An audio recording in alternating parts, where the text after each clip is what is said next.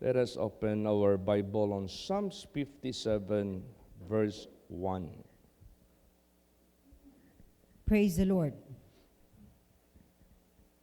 Be merciful unto me, O God, be merciful unto me, for my soul trusteth in thee. Yea, in the shadow of thy wings will I make my refuge, until these calamities be overpast. Bakit hinihingi ang mercy mula sa ating Panginoong Diyos? Without His mercy, ay wala po tayong magpakailan pa man na we are not deserving to avail this privilege. Pero dahil sa mercy ng ating Panginoong Diyos and His favor, ay sadya niya talagang ginawa para sa lahat. Hindi lang sa mga Israelites. Ganon din outside of the people of Israel. Sino ba itong outside of the people of Israel? The Gentiles. Sino ba sila? Tayo. So mercy ng Diyos. Binisita niya ang Israel. Mercy ng Diyos. Pinarating niya sa mga Gentiles ang kaligtasan, ang katotohanan. Kaya yung Pentecost, kita mo naman na nagsalita ang 120 apostles sa iba-ibang mga lingwahe, sa nagkaiba-ibang mga bansa dahil gusto ng Diyos i-address sa buong mundong ito that He have mercy on all, para sa lahat. For my soul trusted in thee. You must personally put your trust. Pag sinabing ilagay mo yung pananalig mo sa Diyos, ibig sabihin yan, you believe Him. Pag naniwala ka sa ating Panginoong Kristo, you trust His words. You trust His promises. So, useless man, maawa ang Diyos sa atin. Hindi naman tayo naniwala sa Kanya, hindi man tayo nanalig sa Kanya. Useless. Para tayong mga Israelites na kita nyo naman kung paano kinaputan, kung paano nila ipinako, paano nila inusig ang mga disipulo ng ating Panginoong Hesukristo. Tingnan naman natin yung kamatayan ng mga apostles. Paano sila namatay? It is not out of their old age. It is not out of any natural sicknesses, but it is out of persecution from these people, Israel. So, kailangan personal tayong maniwala, manalig sa Kanya. Now, pag yan ay ating ginawa, sinabi dito, in the shadow of thy wings will I make my refuge. Sa lilim ng inyong mga pakpak, ako'y manganganlong until these calamities be overpassed. So, huwag tayong lumabas sa lilim ng kanyang pakpak. Alam mo, nung na-assign ako sa Manila, pag nag-aaway yung mga membro ko doon, magkakalmutan, mag-away. Alam mo yung mag-away. Walang magandang salita sa isa't isa. Walang magandang pakitungo sa isa't away talaga. Tawagin nila ako niyan para isettle ko. Habang nagpipray kami, ipinakita sa visionary na sila na nag-aaway, napapailaliman sa pakpak na maitim.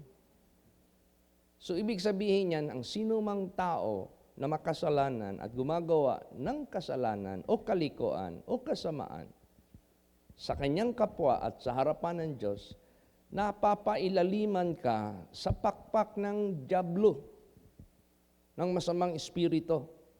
So, pag ilaliman ka sa pakpak ng masamang espiritu, you are under His control, you are under His power, you are under His deception, you are under His distraction.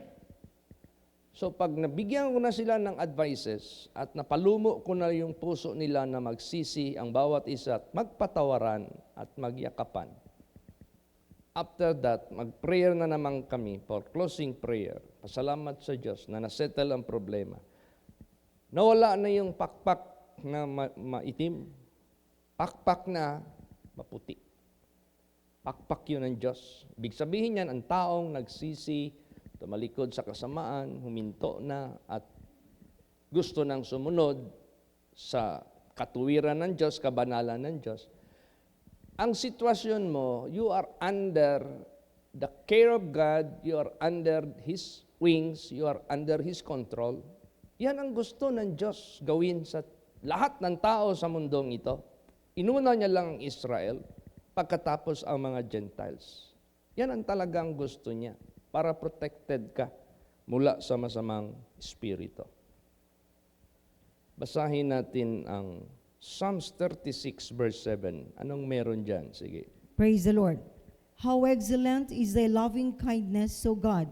Therefore the children of men put their trust under the shadow of thy wings. Yan. Alam nyo ba yung loving kindness of God? His loving kindness is better than life. Ang kanyang loving kindness, yung kanyang kabutihan, yung kanyang kaamuan, excellent, sinabi dito. Therefore, the children of men put their trust under the shadow of thy wings. Excellent. Pag sinabing excellent, walang maiwan sa buhay mo na mapababayaan.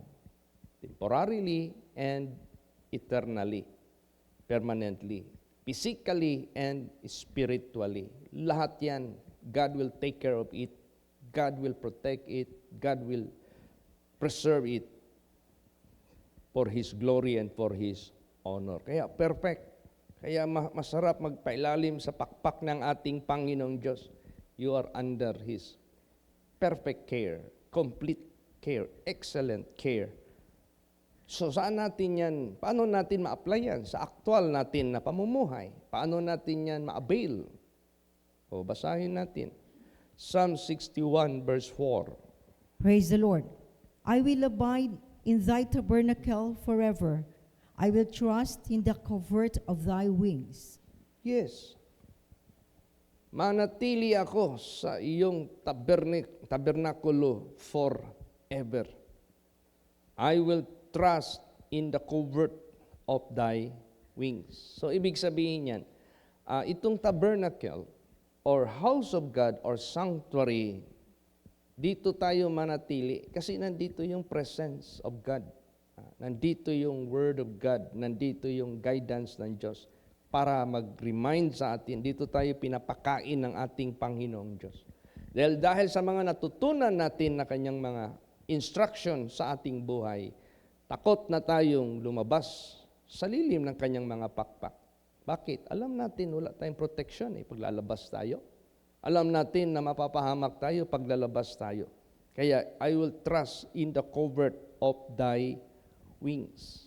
At saka dito natin naranasan ang tulong ng ating Panginoong Diyos. Dito natin naranasan yung actual na tulong na galing sa langit, na kahit hindi natin siya nakikita, pero nakita natin, na-experience natin ang kanyang saklulo. Some of us experience divine healing. Some of us experience deliverance from accidents. Some of us experience from the healing of our sicknesses, which is bound to death. Some of us experience the answer of our heart's desires, kung ano yung ating hinihingi sa Kanya, whether it be about our business, about our job opportunity, about our necessities. Na-experience natin yung tulong ng Diyos habang nagpapailalim tayo sa Kanyang kalooban. Kaya, huwag na tayo umalis dyan sa Kanya. Dito na tayo masasatisfy. Basahin natin ang Psalm 63 verse 7. Praise the Lord. Because thou hast been my help, therefore in the shadow of thy wings will I rejoice. Yan. See? Because thou hast been my help. Past tense. Dahil ikaw yung naging tulong ko na naranasan ko sa buhay ko sa ilang taon na ako'y naglilingkod sa inyo, kaya, therefore, in the shadow of thy wings, I will rejoice. Dito na tayo satisfied na tayo dito, masaya na tayo dito, satisfied na tayo dito, under the shadow of thy wings, saan ka pa makakakita niyan? Saan pa tayo hahanap yan sa privilege na yan? Na kung saan ang mata ng Diyos galing sa langit, always watching us. Ang pakinig ng ating buhay na Diyos, laging bukas sa ating mga kahilingan. Anytime babalik ang ating Panginoong Diyos, buhay ka man, He will take you out of this world and bring you into His presence. Nasa libingan ka man, God can still execute His redemption sa katawan mo. Pero hindi na sa katawang mabubulok. Sa katawan mo, hindi na mabubulok. Saan ka pa hahanap niyan? Wala na tayong makikita niyan. Kaya, yung sinabi diyan sa Psalms 91, under the shadow of thy wings, I will make my refuge. Or, he that dwelleth in the secret place of the Most High shall abide under the shadow of the Almighty. So, yung ating pagpatuloy, panatili sa pagpasok sa secret place of the Lord, you are abiding under the shadow of the Almighty. Naalaala ko yung baptism namin sa Los Baños, sa Maria Makiling. Alam mo, Maria Makiling, may libro talaga yan na that is haunted place. That is, ano ba yung tawag yan? Enchanted place. Marami nang nawawala dyan ng mga tao. Alam mo yung masamang espiritu, kung kunin ka, mawala ka talaga. Kunin ka talaga nila. Only God that protects. Ang Diyos lang nagbibigay ng protection. So, nung nagbaptisan kami doon for the first time, yung mga membro ko doon na mga may edad na, alam nilang history ng Maria Makiling Falls. Ay may dala silang mga bata na maliliit pa, hindi kasama sa baptism, kasi mga bata pa Ito si Sister Carmen. Pag maglakad na kami papunta doon sa falls, kasi lalakad ka pa hindi maabot ng sasakyan. Magdaan kami ng parang river or creek. Kasi yung hulog ng falls, doon dadaan yung mga tubig.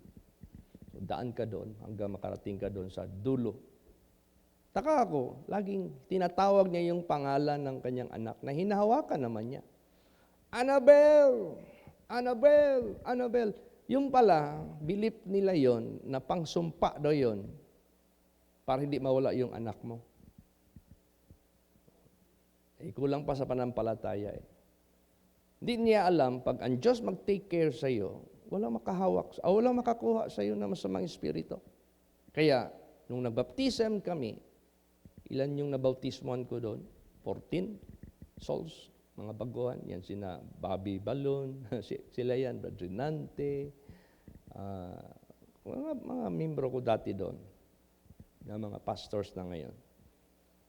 Alam mo, nanginginig na sila sa ginaw, kasi yung falls na yan, may halong parang steam na malamig, o yung fog, o kaya yung mist. Pag mag-ano yan sa balat mo, magpatong yan, makapafeel mo talaga yung ginaw. Pero to God be the glory, dahil ako yung pinakamatagal na nakababa doon sa tubig, kasi ihintayin ko lahat matapos mabautismohan. Sila, pag nabautismohan, magtabi na doon sa ibabaw ng bato. Doon na sila mag-upo.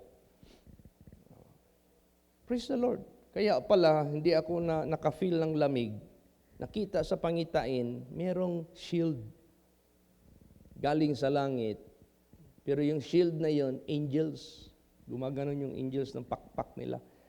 Angel, angel, angel, angel. Ang daming angels nakaganon, parang ginawang tube, yung mga angels from heaven. Hanggang makarating, diyan mo makita, ang daming angels ng Diyos, makarating doon sa ground, doon mismo sa aming kinaronan. Pinasok kami. Kaya yung mga masamang espiritu, walang nakatouch sa amin. Ganun ang protection na kayang gawin ng Diyos sa sino man sa atin. Basta wag kang gumawa ng masama. Patuloy ka lang maging faithful dyan sa Kanya, ay protected ka ng ating Panginoong Diyos. Yan yung tinatawag na shield and buckler. Basahin natin ang Psalms 91 verse 4. Praise the Lord. He shall cover thee with his feathers, and under his wings shalt thou trust. His truth shall be thy shield and buckler. Yan. See? Tatabunan ka ng kanyang mga balahibo sa ilalim ng kanyang mga pakpak, mga nganlong o mananalig ka. Ang kanyang katotohanan maging kalasag at ang iyong maging buckler. See? Or shield. Protected tayo sa katotohanan ng Diyos. Hindi tayo malinlang, hindi tayo ma-deceive ng masamang. Bakit? Ano palang resulta pag ma-deceive ka ng masamang espiritu? Pag madaya ka ng masamang espiritu, para ka rin nadaya niya ng scammer. Parang nadaya ka rin niya ng fake. Hindi mo maasahan, hindi mo mapakinabangan. O ganun din ang pagdaraya ng diablo sa mga tao na pinangakuan niya ng falsehood.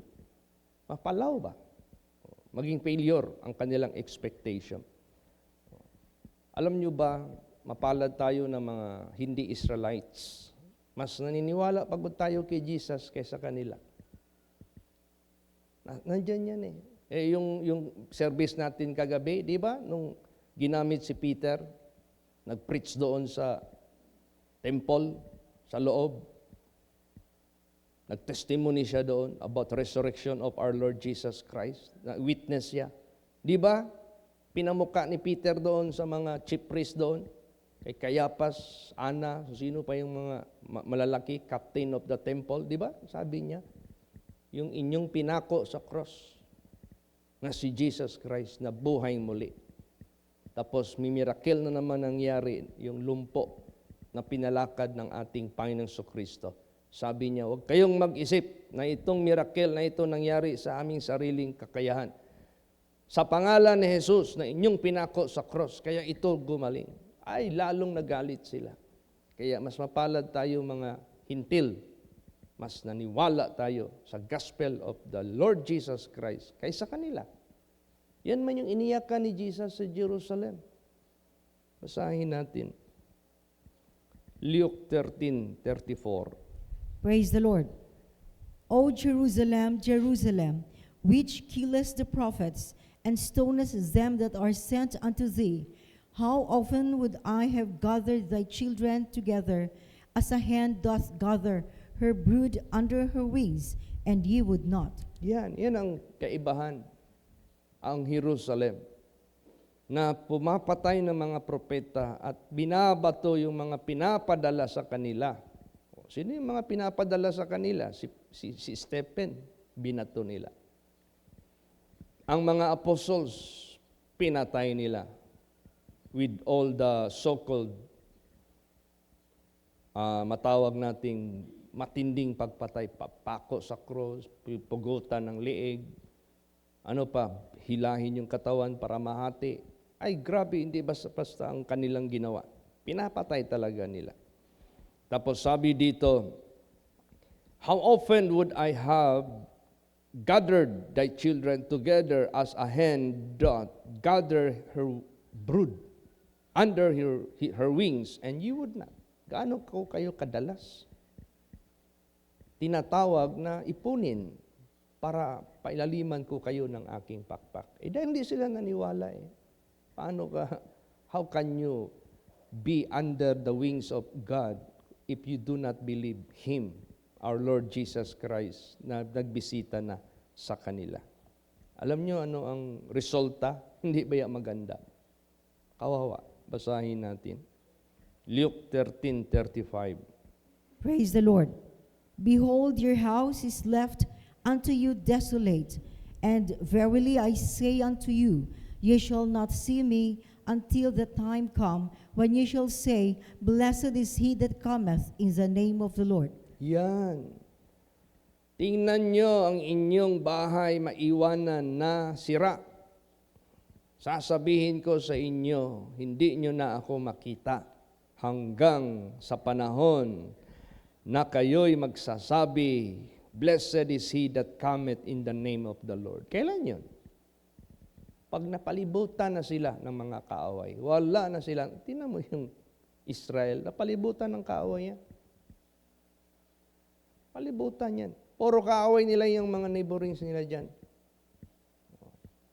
Tama talaga. Pero pinipigilan pa lang yan ng Diyos, hindi pa fulfillment, hindi pa mapupulfill. Bakit? Meron pa siyang tinatapos. Gentiles. Kaya huwag tayong maghintay ng wala. Habang tayo pa ang inuuna ng Diyos na pakinggan at tulungan, naniwala tayo sa Kanya, sinasagot tayo, gawin natin. Kasi babalikan yung Israel pagdating ng panahon. Pagbabalikan yan, dapat walang maiwan sa atin. Praise the Lord. Tapos na tayo. Paano yung iba, pastor, na mga Gentiles outside of the race of people of Israel? Ang dami pa rin hindi naniniwala sa ating Panginoong Kristo. Wala. Kawawa yan. Pinagtuunan ka na ng Diyos ng pansin, ayaw mo pa. Binigyan ka na ng Diyos ng pagkakataon, mag-refuse ka pa. Sino pang hinihintay mo? Kawawa din ang mga Gentiles pag hindi nag-grab ng opportunity. Ano ang senaryo sa mga kaaway nila laban sa kanila? Basa Luke 21:24. Praise the Lord. And they shall fall by the edge of the sword, and shall be led away captive into all nations, and Jerusalem shall be trodden down of the Gentiles until the times of the Gentiles be fulfilled. Yan. Ganon ang magiging kalagayan. Babalikan sila ng Diyos. Pero the Gentiles must be fulfilled. Tapusin muna ng Diyos yung mga Gentiles sa pagliligtas. Kaya mapalad tayo. We are among the saves na naniwala sa ating Panginoong Diyos. Pero papalibutan sila. Sinabi dito, they shall fall by the edge of the sword and shall be led away captive into all nations. And Jerusalem shall be trodden down of the Gentiles. Aapakan sila. Talagang, yung sinabi ni Jesus, walang bato na nakapatong sa ibabaw ng bato na manatiling nakapatong. Flattened. Grabing destruction ang mangyayari sa mga buildings dyan sa Jerusalem pagdating ng panahon. Kaya tayo mga Gentiles, let us grab this opportunity. At tayo naman magpagamit sa Diyos to spread His gospel, to preach His gospel to the Gentiles. Kung kailan ang appointment ng Diyos, balikan ng Israel, hintayin natin yan. Amen? Praise the Lord. Basahin natin ang Isaiah 66:19. Praise the Lord. And I will set a sign among them, and I will send those that escape of them unto the nations, to Tarshish, Pul, and Lud, and draw the bow, to Tubal and Javan, to the isles afar off, that have not heard my fame, neither have seen my glory, and they shall declare my glory among the Gentiles. Yan. Kung sino pa yung mga tao na hindi nakakita sa kanyang glory, sila pa yung gagamitin ng ating Panginoong Diyos to declare His glory among the Gentiles. Sino yan? Tayo yun. Hindi natin siya nakita personally. Pero the Israelites, they have seen. But they don't believe. Tayo hindi nakakita. We are different. We are from among any nations who never see. Hindi nakakita sa Kanya. We never seen Him. But we declare His glory among the Gentiles. Praise the Lord. Kaya marami pa tayong gagawin sa ating Panginoong Kristo. So, yan, patuloy tayo. Huwag na tayong huminto. Last verse, Malachi 1, verse 11. Praise the Lord. For from the rising of the sun, even unto the going down of the same, my name shall be great among the Gentiles, and in every place incense shall be offered unto my name, and a pure offering, for my name shall be great among the heathen, saith the Lord of hosts. Yeah. Praise the Lord. Mabuti pa yung mga outside of Israel, napaka-laki ng kanilang paningin sa pangalan ng ating Panginoong Kristo. Paano nila nililuwalhati si Jesus Christ, paano nila kinikilala si Lord Jesus Christ, paano nila tinatanggap si Lord Jesus, paano nila tinuturing ang ating Panginoong Kristo katulad sa isang totoong Diyos na lumalang sa langit at sa lupa. Great ang kanyang pangalan. sa kanila. Kaya tayo na niligtas na ng ating Panginoong Kristo, do not ever come out, huwag kang lumayas o huwag kang umalis sa ilalim ng pakpak ng Diyos sa pamagitan ng paggawa ng kasamaan o kasalanan sa Kanyang presensya. Patuloy tayo, manindigan, prayerful, watchful, obedient, faithful, putting our trust in God. Tulad itong pangyayari ngayon sa global crisis. Calamities ito, kung tawagin. Huwag na tayong mali sa lilim ng pakpak ng Diyos. He can take care of us. He can provide our necessities. He can feed us. He can clothe us. He can protect us. He can send us. He can use us for His honor and His glory. Siya pa rin ang ating refuge until these calamities be overpass. Wala makakagalaw sa kanyang mga anak. Kaya mahalaga ang pagpapailalim lagi sa lilim ng pakpak ng ating Panginoong Hesukristo. Huwag na tayong umalis dyan. And let's declare among the Gentiles, among the heathen, the salvation of God. So i-pray natin. Sa ngayon, wala pang reply ang GovGen sa akin kung anong schedule natin doon mag-preach sa Word of God. At pag yan ay nasubukan natin, pwede tayong gagawa ng letter na naman sa Mayor of Manay, dyan sa Oriental. Manay, City of Mati, maggawa tayo ng formal letter. Kasi mas ino-honor nila yan na may formality. Alam mo naman government, black and white ang gusto nila. So at least, by that, we can share with a greater number of people sa Word of God. As the government of our country accommodate us as program nila sa recovery, moral recovery program. Bakit? Saan pala ang moral? Bakit kailangan ng recovery? Nasira Naging immoral ang mga government officials na tutukso, tumanggap ng mga bribery, kaya tuloy corruption nangyayari. So dahil sa corruption na yan, para makakorrupt sila, mabagal yung serbisyo sa publiko para magbigay. Red tape kung tawagin. So nawala na yung morality sa government workers. Hindi naman lahat, pero maraming nadadamay. So gagamitin tayo ng Diyos para ma-recover yung moral, mabalik, para tutuwid yung ating government. Praise the Lord. Magkakaroon ng magandang Tapos para matupad yung mensahe dito na righteousness exalted a nation, but sin is a reproach to any people.